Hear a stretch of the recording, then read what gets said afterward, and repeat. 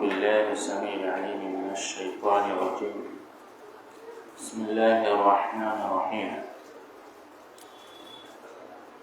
10ویں پارے کی تفسیر کا خلاصہ سماعت فرمائے۔ بعد نماز فجر کچھ آیتوں کی شرح ہو چکی ہے، چند آیتیں رہ گئی ہیں،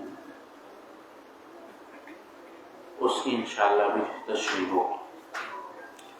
اللہ رب العالمین فرماتا ہے وَأَطِيعُوا اللَّهَ وَرَسُولَهُ وَلَا تَنَازَعُوا فَتَفْشَلُوا وَتَذْهَبَ رِيحُكُمْ وَاصْبِرُوا إِنَّ اللَّهَ مَعَ الصَّابِرِينَ، اور اللہ اور اس کے رسول کا حکم مانو، اس کی اطاعت کرو اور آپس میں جھگڑا مت کرو، جھگڑو نہیں۔ فَتَفْشَلُوا، اگر تم جھگڑا کرو گے تو کیا ہوگا؟ وَتَذْهَبَ رِيحُكُمْ،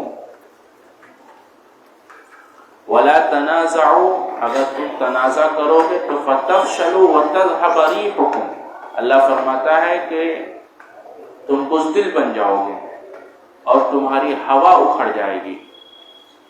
اور وَاصْبِرُوا، صبر کرو، بے شک اللہ صبر کرنے والوں کے ساتھ ہے۔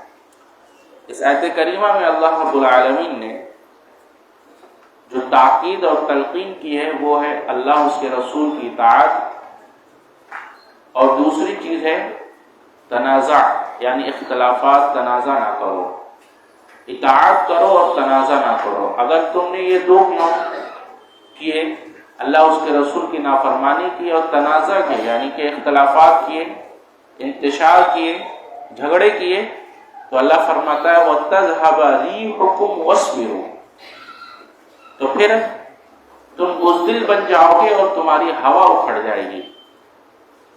آج غور کیجئے کہ مسلمانوں کی تعداد نہ یہ تعداد میں کم ہے اور نہ ہی یہ اسلحوں میں کم ہے اور نہ ہی کسی اور چیز میں۔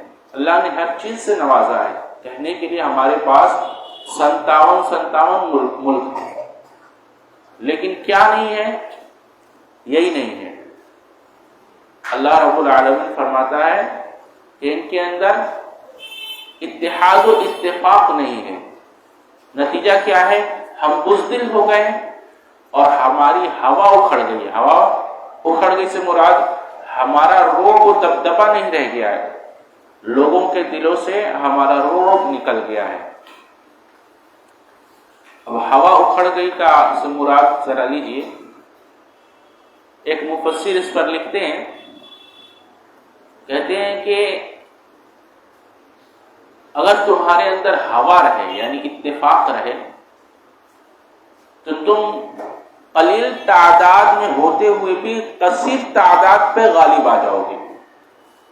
اور اللہ رب العالمین نے وہ دکھایا کہ مسلمان بڑی قلیل تعداد میں تھے، بے سر و سامان تھے، لیکن ان کے پاس یہی چیز تھی، اطیعوا اللہ واطیعوا الرسول تھا، اور وہ تنازع میں نہیں پڑے، اختلافات میں نہیں پڑے، اتحاد کے وہ پیکر رہے۔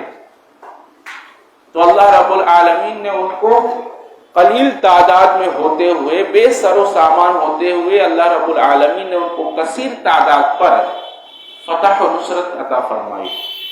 لیکن آج ہم کثیر تعداد میں ہیں، آج ہمارے پاس ہر چیز ہے، اس کے باوجود ہمارے پاس ہم ذلیل و خوار ہو رہے ہیں۔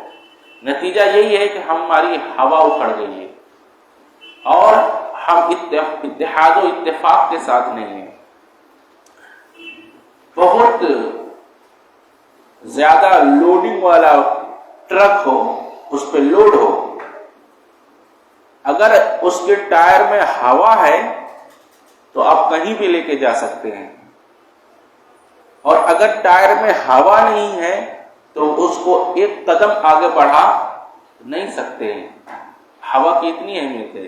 ایک مفسر یہاں لکھتے ہیں، دیکھو ہوا کیسی چیز ہے، کہتے ہیں کہ دیکھو مٹی ہے، مٹی کشیف ہے، اس سے لطیف ہے پتھر، تو مٹی کو توڑ دیتا ہے، مٹی کو پیس دیتا ہے پتھر، اور پتھر کشیف ہے، اس سے زیادہ لطیف ہے پتھر سے بھی زیادہ لطیف ہے لوہا، تو لوہا پتھر کو چور چور کر دیتا ہے، اور لوہا کشیف ہے، اس سے زیادہ لطیف ہے آگ، تو آگ لوہے کو پگھلا دیتا ہے، اور آگ کشیف ہے، اس سے زیادہ لطیف ہے پانی، لہذا پانی آگ کو بجھا دیتا ہے، اور اسی طرح سے پانی کشیف ہے اور اس سے بھی زیادہ لطیف ہے ہوا، ہوا پانی کو سکھا دیتی ہے۔ اللہ اکبر! تو ہوا اتنی اہم چیز ہے ان سب سے زیادہ، کیونکہ سب سے زیادہ یہ لطیف ہے، اور اس سے بھی زیادہ، ہوا سے بھی زیادہ روح، جو اللہ نے قرآن کو کہا ہے وَكَذَلِكَ أَوْحَيْنَا إِلَيْكَ رُوحًا مِّنْ أَمْرِنَا، اللہ اکبر، کہ روح تمہارے جسم میں ہوتی ہے لیکن تمہیں پتہ نہیں ہوتا، لیکن یہ ہے تو ہم زندہ ہیں، اور یہ نکل جائے تو ہم مردہ ہو جائیں گے۔ اچھا، یہ جو تنازع ہے یہ کیسے ختم ہو، کیسے ہم اتحاد پر آئے، اس کا نسخہ بتایا گیا، کہا وَاصْبِرُوا، صبر کرو۔ رائے دی جاتی ہے تو رائے کو تھوپا نہ جائے بلکہ رائے دیا جائے۔ ہم مشورہ دیتے ہیں تو کیا چاہتے ہیں؟ ہمارا مشورہ مانا ہی جائے، اختلاف یہی آتا ہے، رائے دینے کے بعد وہ مانا ہی جائے، اس کی ہم امید نہ کریں، رائے تھوپا نہ جائے بلکہ رائے دیا جائے، اور اگر آپ کی بات نہ مانی جائے تو اصبروا، صبر کرو۔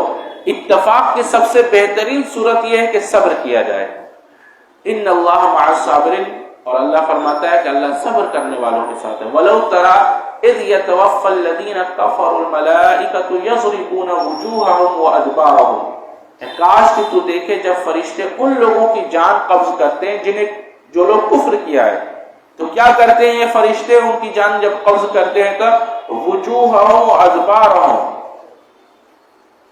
فرشتے ان کے چہروں اور ان کے پشتوں پر مارتے ہیں۔ اس کے دو معنی کیے گئے، ایک تو حقیقت میں ان کے چہرے اور پشتوں پر مار پڑتی ہے، فرشتے مارتے ہیں، اور دوسرا معنی علامہ راضی نے کیا ہے، وہ کہتے ہیں کہ یہ جب تک دنیا میں رہیں، دنیا کی محبت میں جیتے رہے، تو جب فرشتے ان کی روح قبض کرتے ہیں تو ان کے چہرے کی مار، چونکہ دنیا ان سے چھوٹ رہی ہے، اور ان کے پشت کی مار، چونکہ جہاں یہ جا رہے ہیں یعنی آخرت، وہاں بھی انہوں نے کچھ بنایا نہیں ہے، اس کا یہ انکار کرتے رہے، اس کو وہ جھٹلاتے رہے، لہذا یہ پشت کی مار ہے۔ تو علامہ راضی کہتے ہیں کہ دنیا بھی ان سے گئی اور آخرت بھی ان سے گئی، تو دنیا کی مار ان کے چہرے کی مار ہے کہ دنیا کی محبت لگاؤ میں زندگی گزارتے رہے، اور اصل زندگی جو آخرت تھی ان کو یہ جھٹلاتے رہے، لہذا یہ ان کے پشت کی مار ہے۔ اللہ اکبر! یہ ایک دوسرا معنی ہے۔ اس کے بعد اللہ رب العالمین فرماتے ہیں ذَلِكَ بِأَنَّ اللَّهَ لَمْ يَكُنْ مُغَيِّرًا نِعْمَةً أَنْعَمَهَا عَلَى قَوْمٍ حَتَّى يُغَيِّرُوا مَا بِأَنفُسِهِمْ وَأَنَّ اللَّهَ سَمِيعٌ عَلِيمٌ۔ اللہ فرماتا ہے کہ اس لیے کہ اللہ کبھی وہ نعمت بدلنے والا نہیں ہے جو اس نے کسی قوم پر کی ہو، یہاں تک کہ وہ بدل دے جو ان کے دلوں میں ہے۔ اللہ اکبر! اور اس لیے کہ اللہ سب کو سننے والا اور جاننے والا ہے۔ جب تک اللہ رب العالمین نے جو نعمت دی ہے وہ نعمت نہیں بدلتا جب تک انسان کے دل نہیں بدل جاتے۔ کیا مطلب ہے دل نہیں بدل جاتے؟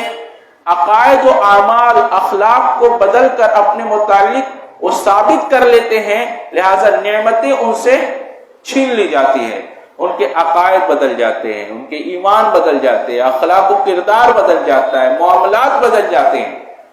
جب یہ بدل جاتے ہیں تو پھر نعمتیں ان سے چھین لی جاتی ہے۔ تو اللہ رب العالمین اس وقت تک نعمتوں کو نہیں بدلتا جب تک کہ ان کی نیت، ان کے اخلاص دل کا، ان کے عقائد، ان کے اعمال اور کردار اور معاملات نہیں بدلتے۔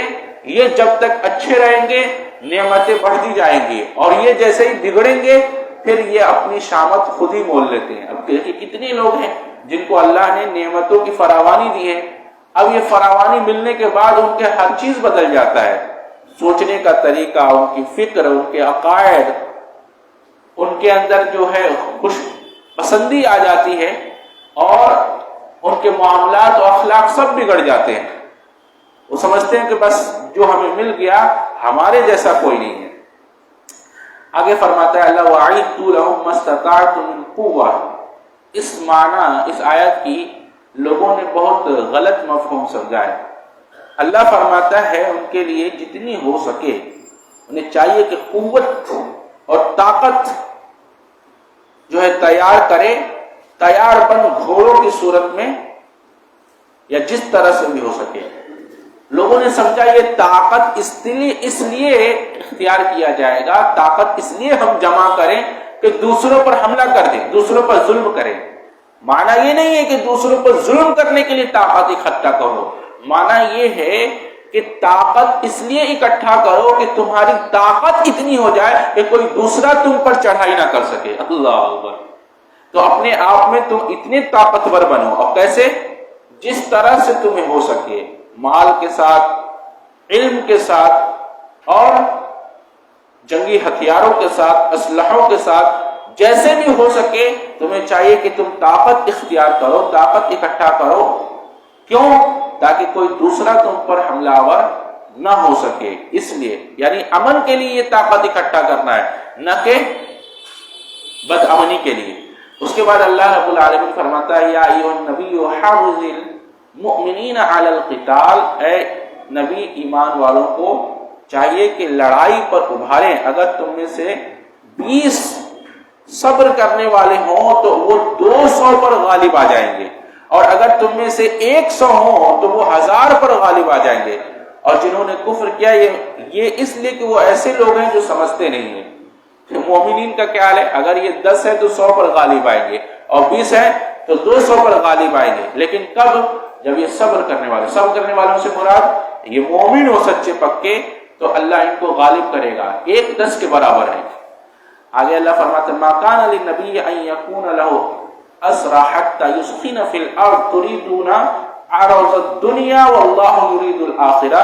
کبھی کسی نبی کے لائق نہیں کہ اس کے یہاں قیدی ہوں یہاں تک کہ وہ زمین میں خوب خون بہا لے. تو دنیا کا سامان چاہتے ہو، اللہ آخرت کو چاہتا ہے، اور سب پر اللہ غالب اور کمال حکمت والا ہے. مطلب کیا ہے؟ جو جنگ بدر ہوئی تھی، جنگ بدر میں قیدی بنا لیے گئے تھے، تو اس میں بہت سارے لوگ ایسے تھے جو صحابہ کرام کے رشتہ دار تھے. خود اللہ کے رسول صلی اللہ علیہ وسلم کے چچا عباس تھے. تو کسی نے ان کے ہاتھ کس کے باندھ دیے تھے، اور کس کے باندھنے کی وجہ سے وہ کراہ رہے تھے.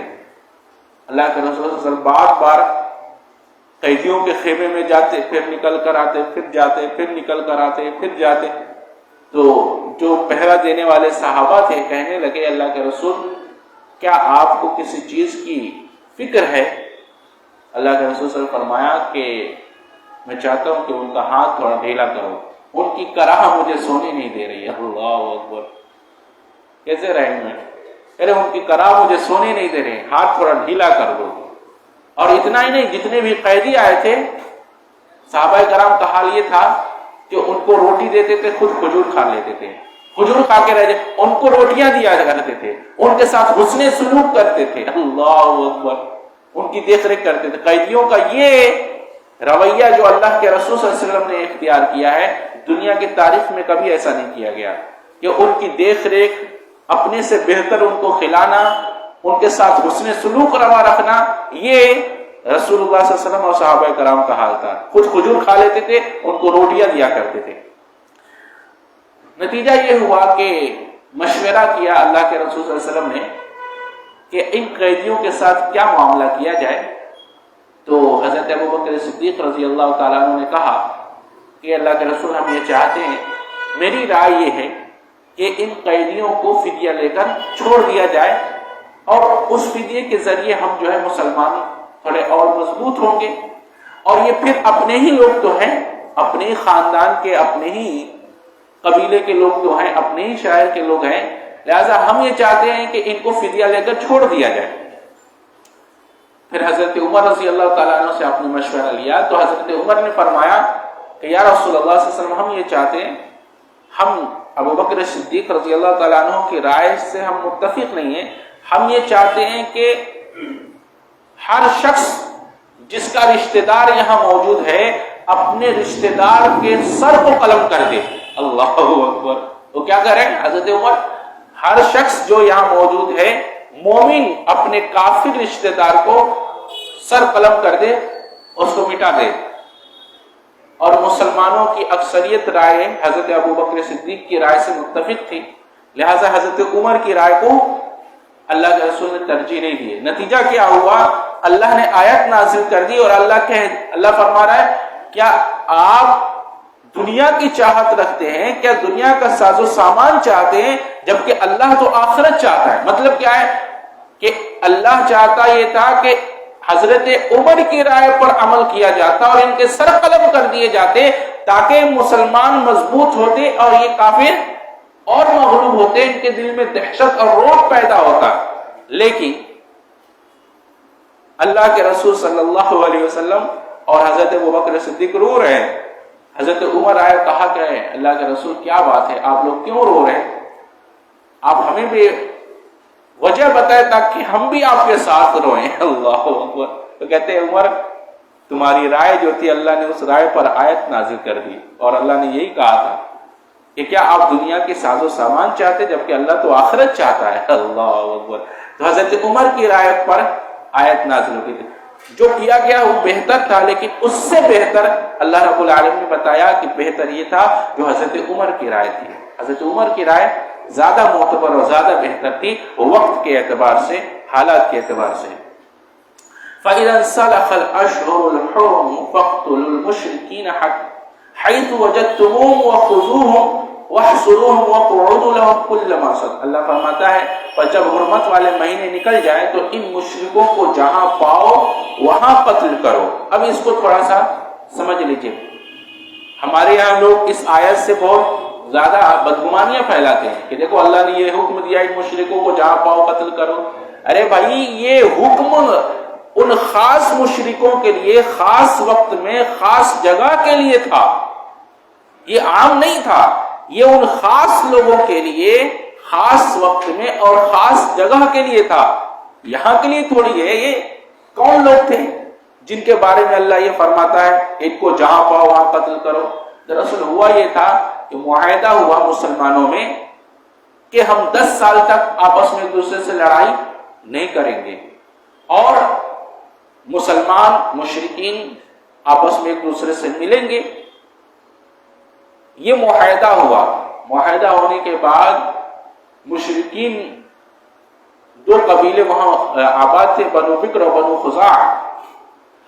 مشرکین نے جو بنو بکر تھے ان لوگوں سے مل کر ان پر چڑھائی کر دی بنو خزاعہ پر، اور نتیجہ یہ ہوا کہ قتل عام کیا. ابھی 2 سال بھی نہیں گزرے تھے، معاہدے کو توڑ دیا، معاہدے کو توڑ دیا، وعدہ خلافی کی.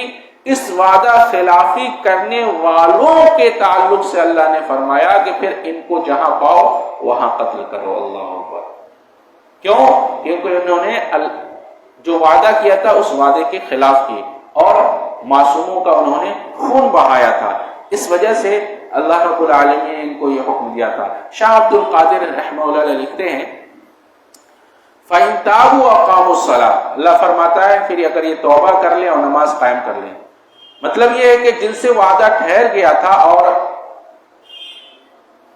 دغا اس نے نہ دیکھی، اس کی صلح قائم رہی، اور جن سے کچھ وعدہ نہ ہوا ان کو فرصت ملی 4 مہینے کی. رسول اللہ صلی اللہ علیہ وسلم نے فرمایا کہ دل کی خبر کو اللہ رب العالمین کی یہ خبر ہے، ظاہر میں جو مسلمان وہ سب کے برابر امان میں ہے، اور ظاہر مسلمانی کی حد ٹھہرائی ایمان لانا، کفر سے توبہ کرنا، نماز اور زکوٰۃ کو قائم کرنا. اگر کوئی شخص توبہ کر لے اور پھر نماز قائم کرنے لگے اور زکوٰۃ دینے لگے تو اللہ رب العالمین نے فرمایا پھر یہ تمہارے دینی بھائی ہیں. وَإِنْ أَحَدٌ مِّنَ الْمُشْرِكِينَ اسْتَجَارَكَ فَأَجِرْهُ حَتَّى يَسْمَعَ كَلَامَ اللَّهِ. اور اگر مشرکوں میں سے کوئی تجھ سے پناہ مانگے تو اسے چاہیے کہ تو پناہ دے دے. معاملہ جو ہے بگڑ گیا ہے. اللہ رب العالمین نے یہاں پر یہ حکم دیا کہ بعض دفعہ بعض مفسرین نے لکھا ہے مسلمان کے ایریے میں جب ماحول بگڑ جاتا ہے تو دو چار گھر ایسے بھی ہوتے ہیں جو مشرکین کے ہوتے ہیں، تو وہ نہیں لڑتے، وہ تم سے لڑتے نہیں، وہ امن چاہتے ہیں. تو اللہ رب العالمین فرما رہا ہے کہ ایسے لوگوں کو امن دے دو جو امن چاہتے، جو تم سے نہیں لڑتے ہیں، بلکہ ان کو امن کیمپ تک پہنچا دو، ان کو اپنے امن کیمپ تک پہنچا دو، ان سے نہ لڑو.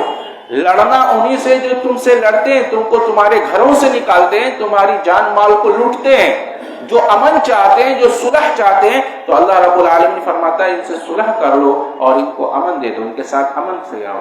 قل ان کان آباؤکم وابناؤکم واخوانکم وازواجکم وعشیرتکم اموال، اللہ فرماتا ہے کہہ دیجئے تمہارے باپ، تمہارے بیٹے، تمہارے بھائی، تمہاری بیویاں، تمہارے خاندان، تمہارے مال جو تم نے کمائے ہیں، اور تمہاری تجارت جس کے مندہ ہونے سے تم ڈرتے ہو، اور یہ رہنے کے اچھے اچھے جو مکانات تم نے بنا رکھے ہیں جنہیں تم پسند کرتے ہو، تمہیں اللہ اس کے رسول اور اس کی راہ میں جہاد کرنے سے زیادہ محبوب ہے، تو انتظار کرو یہاں تک کہ اللہ اپنا حکم لے آئے. اللہ اکبر. اور اللہ نافرمان لوگوں کو ہدایت نہیں دیتا.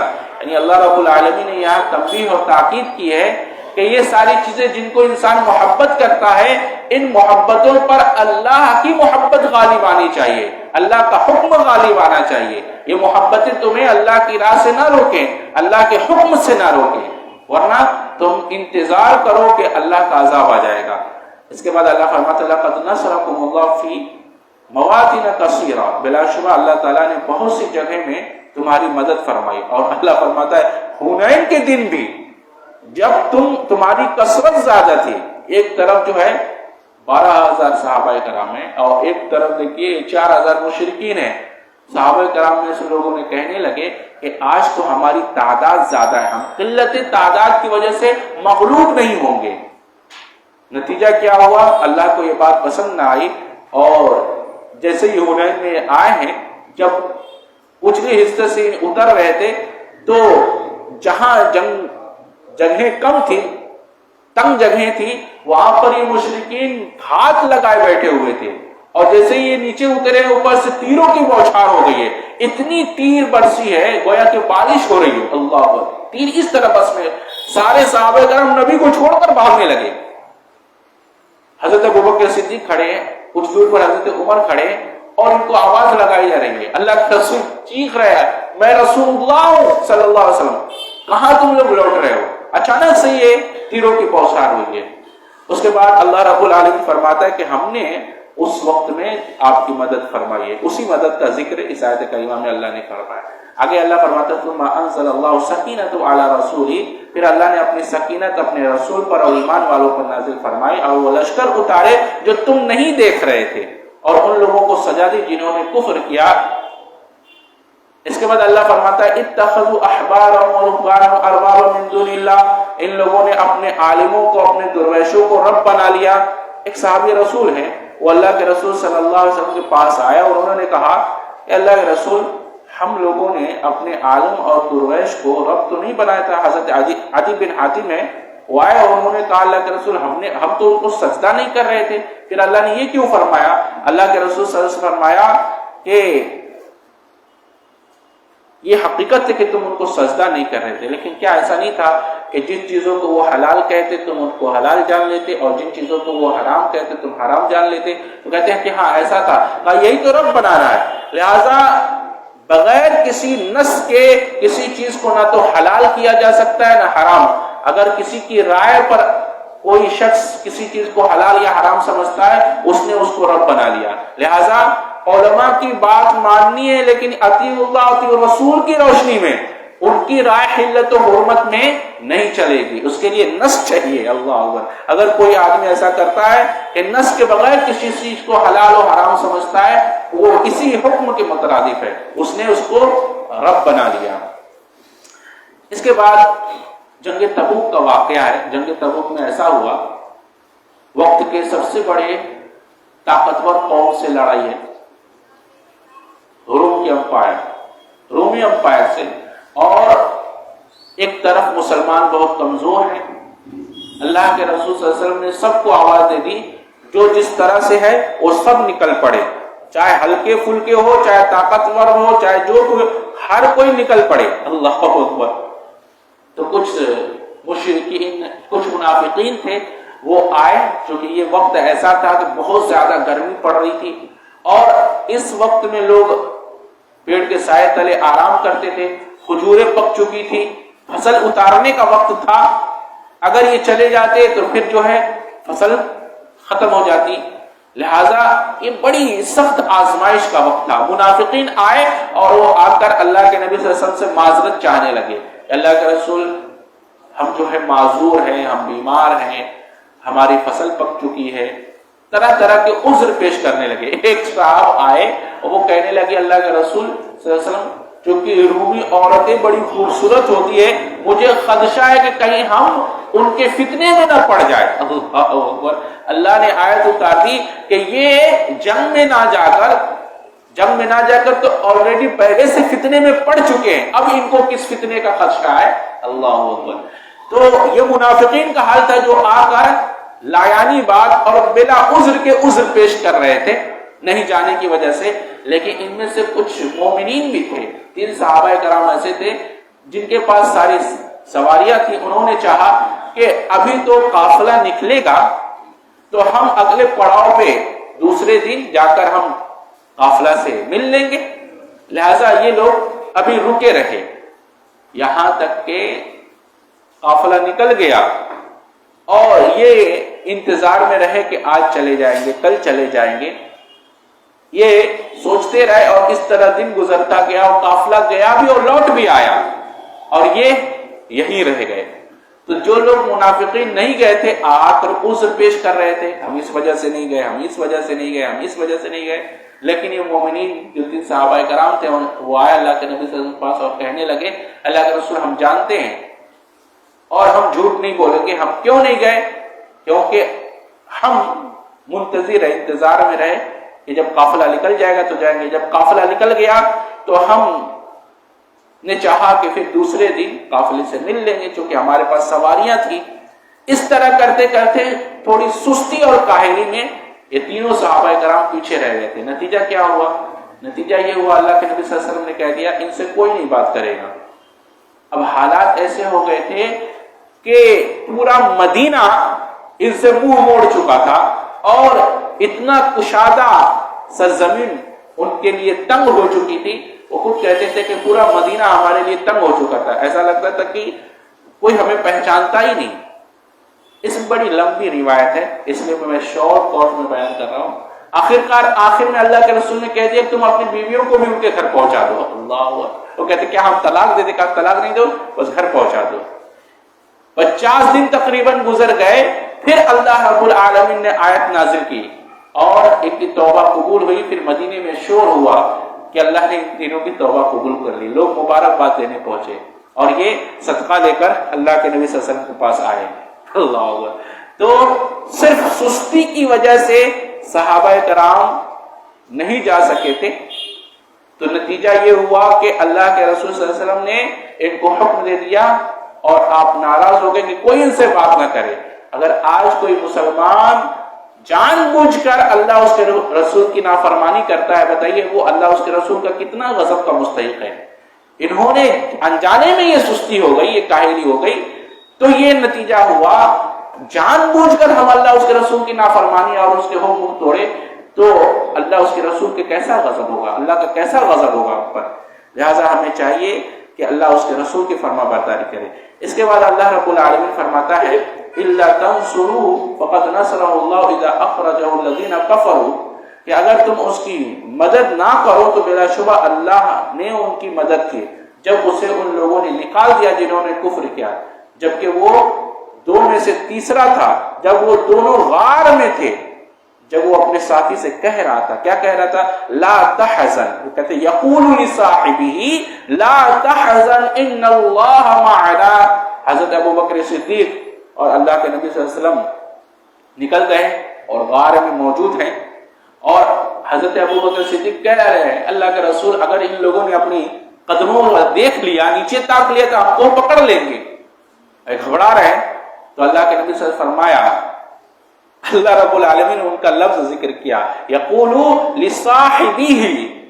دیکھیے اللہ جس کو اپنے رسول کا صاحب کہہ دے، یہ کتنی بڑی بات ہے۔ خود اللہ رب العالمین حضرت ابوبکر صدیق کو کہہ رہا کہ ان کے صاحب سے وہ فرما رہے ہیں، کہہ رہے ہیں لا تحزن، دیکھو کوئی غم نہ کرو، ان اللہ معنا، اللہ ہمارے ساتھ ہے۔ اچھا، جب موسیٰ علیہ السلام یہ اسرائیلیوں کو لے کر نکلے تھے تو یہ دریا کے کنارے کھڑے ہیں، اب اسرائیلی دیکھیں کہ اس طرف تو فرعونی آ رہے ہیں اور آگے دریا ہے، اب ہمارا کیا ہوگا؟ تورات میں بعض مفسرین نے لکھا ہے کہ یہ اپنے نبی پر، موسیٰ علیہ السلام پر لعن طعن کرنے لگے، موسیٰ تو نے تو ہمیں پھنسا دیا، نہ ہم ادھر کے رہے نہ ہم ادھر کے رہے، یہ ایسی قوم تھی، کہتے ہیں موسیٰ تو نے ہمیں پھنسا دیا۔ اللہ عالم، یہ پتہ نہیں درست بات ہے یا غلط۔ بعض مفسرین نے تورات کے قول نقل کیے کہ موسیٰ علیہ السلام کو یہ لعن طعن کرنے لگے اور کہنے لگے کہ تم نے تو ہمیں پھنسا دیا، ہم بھلے اپنے گھروں میں پڑے رہے، اچھے خاصے تھے، لیکن تم نے ہمیں نکال کر تو یہاں لے آیا، اب آگے دریا اور پیچھے فرعونی ہے، اب تو ہم ہلاک کر دیے جائیں گے۔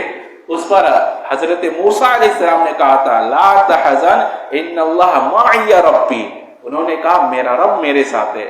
دیکھیے یہاں حضرت موسیٰ نے اپنی قوم کو اپنے ساتھ نہیں ملایا، لیکن یہاں اللہ رب العالمین نے ذکر فرمایا ان کا صاحب لصاحبہ لا تحزن ان اللہ معنا، انہوں نے اپنے صاحب سے کہا غم نہ کرو، یقیناً اللہ ہمارے ساتھ ہے۔ وہاں موسیٰ علیہ السلام نے کیا کہا؟ اللہ میرے ساتھ ہے، معی ربی، میرے ساتھ ہے۔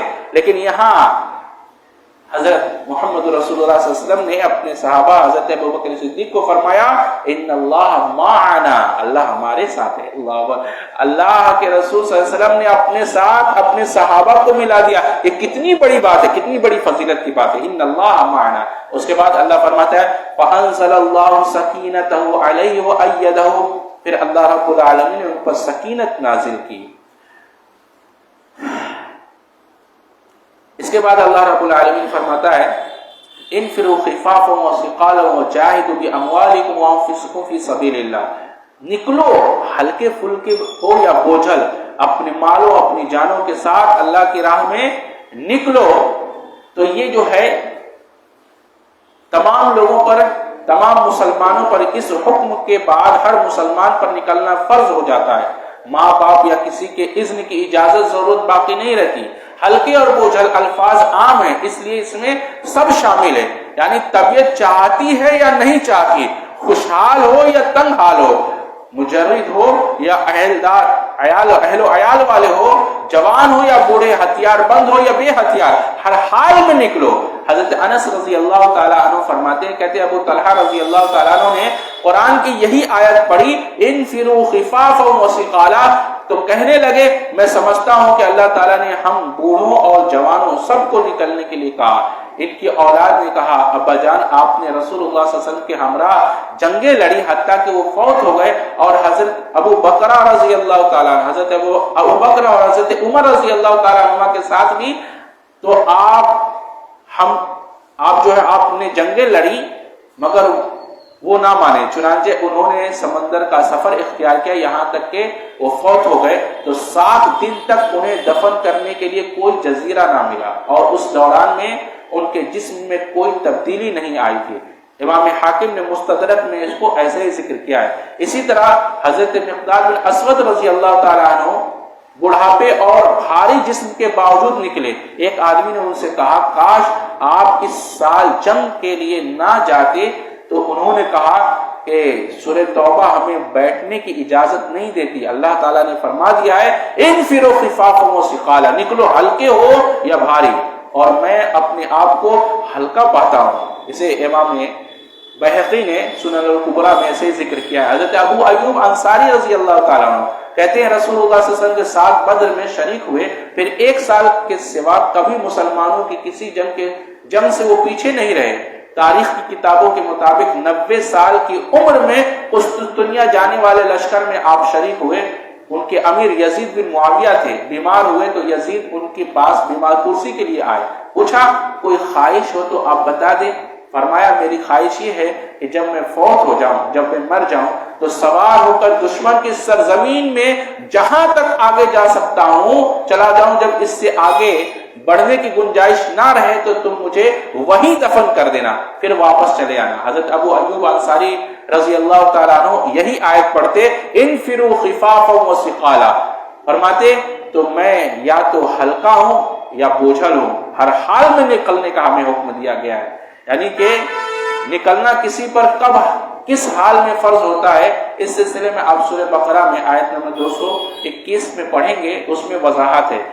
3 حالات ایسے ہیں جس میں ہر مسلمان کے اوپر یہ فرض ہو جاتا ہے۔ اللہ اکبر۔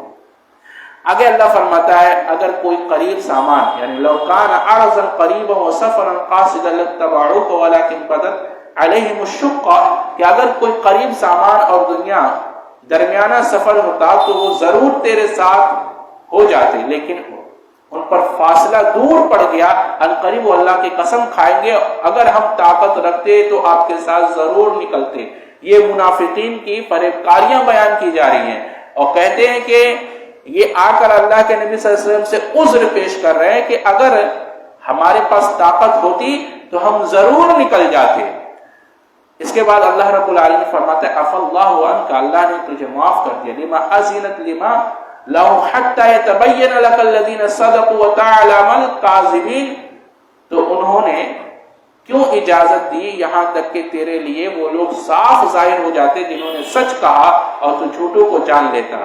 اللہ رب العالمین نے یہاں وہی بات فرمائی، ان الذين يستأذنونك اولئك الذين يؤمنون بالله ورسول، بے شک جو لوگ تجھ سے اجازت مانگتے ہیں وہی لوگ ہیں جو اللہ اس کے رسول پر ایمان رکھتے ہیں۔ وہاں مراد یہ ہے کہ منافقین اجتماعی کام مثلا جہاد وغیرہ میں آئے ہوئے ہوں تو بغیر پوچھے کھسک جاتے تھے، اجازت مانگتے ہی نہیں تھے، جبکہ اہل ایمان ضرورت کے وقت بھی آپ سے پوچھے بغیر نہیں جایا کرتے تھے۔ اسی کا ذکر اللہ رب العالمین یہاں فرما رہا ہے۔ اس کے بعد ایک آیت ہے قُل لَن یُصِیبَنَا إِلَّا مَا كَتَبَ اللَّهُ لَنَا هُوَ مَوْلَانَا وَعَلَى اللَّهِ فَلْيَتَوَکَّلِ الْمُؤْمِنُونَ، آپ کہہ دیجئے ہرگز نہیں پہنچے گا مگر وہی جو اللہ نے ہمارے لیے لکھ دیا ہے، کوئی بھی مصیبت نہیں پہنچ سکتی جو اللہ نے ہمارے لکھ دیا، بس قُل لَن یُصِیبَنَا إِلَّا مَا كَتَبَ اللَّهُ لَنَا، یہ جو لنا ہے اس پر ایک مفسر لکھتے ہیں کہ یہ جو مصیبت تم پر پہنچتی ہے اللہ رب العالمین کی طرف سے تمہارے لیے یہ مصیبت نعمت ہے۔ اللہ اکبر۔ مومنین کے لیے یہ مصیبت کیا ہے؟ نعمت ہے، جبکہ کافرین کے لیے یہ عذاب ہے۔ تو جو مصیبت تم پر پہنچتی ہے جس کو تم برا جانتے ہو یہ تمہارے لیے اچھی ہے۔ اللہ اکبر۔ کیونکہ مومنین کی مصیبت اس کے لیے کفارہ کا سبب بنتی ہے۔ ہوا مولانا، اللہ رب العالمین فرمائے وہی مالک ہے، لہذا مومنین کو چاہیے کہ اللہ ہی پر بھروسہ کریں۔ اس کے بعد صدقات کا ذکر ہو رہا ہے۔ 8 مد میں صدقات خرچ کرنی چاہیے۔ انما الصدقات للفقراء والمساکین والعاملین علیہا والمؤلفۃ قلوبهم وفی الرقاب والغارمین وفی سبیل اللہ وابن السبیل، یہ 8 لوگوں ہیں جن پر صدقات جو ہے خرچ کرنے چاہیے۔ کون کون سے لوگ ہیں؟ فقیر، فقیر کون ہے؟ جن کے پاس مال نہ ہو۔ مسکین، مسکین وہ ہیں جو کماتے تو ہیں لیکن ان کی کمائی ان کے لیے کافی نہیں۔ والعاملین علیہ، جو زکوٰۃ کا مال وصول کرنے میں متعین کیے گئے۔ والمؤلفۃ قلوبہم، جن کے دل اسلام کی طرف مائل ہوں۔ وفی الرقاب، اور گردن چھڑانے کے لیے یعنی جو قیدی ہیں۔ والغارمین، جو قرض دار ہیں ان کا قرض اپنی زکوٰۃ سے ادا کر دیجیے۔ وفی سبیل اللہ، سبیل اللہ کے 2 مفہوم کیے گئے، بعض نے اس کو عام رکھا ہے اور بعض نے خاص، لیکن زیادہ تر مفسرین کا رجحان یہی ہے کہ یہ فی سبیل اللہ خاص ہے، یہ صرف مجاہدین پر خرچ ہوں گے۔ اللہ اکبر۔